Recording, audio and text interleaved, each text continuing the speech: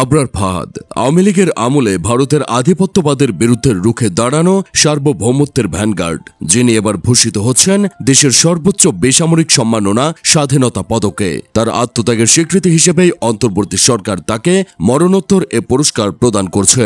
নিজের দিয়ে ভারতীয় আধিপত্যবাদের লড়াইকে কয়েক ধাপ এগিয়ে দিয়ে গেছেন আবরার ফাহাদ। তার দেখাদেখি তরুণ প্রজন্মের অনেকেই ভারতের অন্যায় নীতির বিরুদ্ধাচরণ করতে শিখেছেন।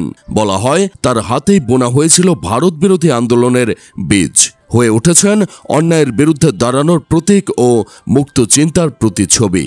আবরার ফাহাদের আদর্শ তরুণদের আলোকিত করে, ন্যায় বিচারের পথে এগিয়ে যেতে অনুপ্রেরণা দেয়।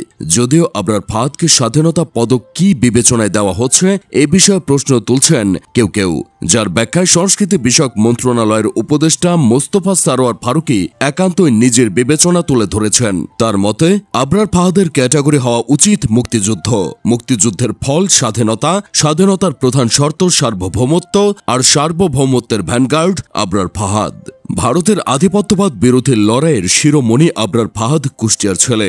১৯৯৮ সালের ১২ ফেব্রুয়ারি কুমারখালীতে তার জন্ম। তার পিতা মোহাম্মদ বরকতুল্লাহ, মা রোকেয়া খাতুন। তিনি কুষ্টিয়া মিশন প্রাথমিক বিদ্যালয় থেকে প্রাথমিক শিক্ষা এবং পরে কুষ্টিয়া জেলা স্কুলে পড়াশোনা করেন।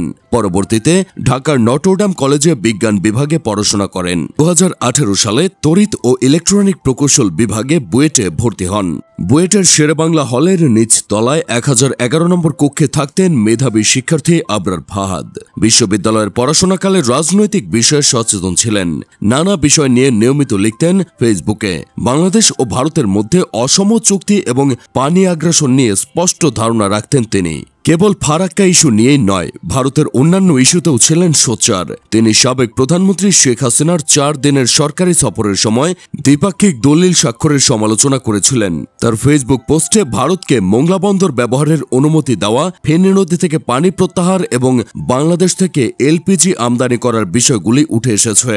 ইলিশ দেওয়ার বিনিময়ে ফারাক্কার গেট খুলে দেওয়ার বিরুদ্ধেও সরব ছিলেন তিনি। ভারতের আধিপত্যবাদের বিরুদ্ধে লেখালেখি করায় বুয়েট ছাত্রলীগ ক্ষুব্ধ ছিল তার প্রতি। ২০১৯ সালের ৫ অক্টোবর ভারতের সঙ্গে বাংলাদেশের পানি ও গ্যাস চুক্তির বিষয়ে ভিন্ন মত পোষণ করে ফেসবুকে একটি স্ট্যাটাস দেন আবরার ফাহাদ।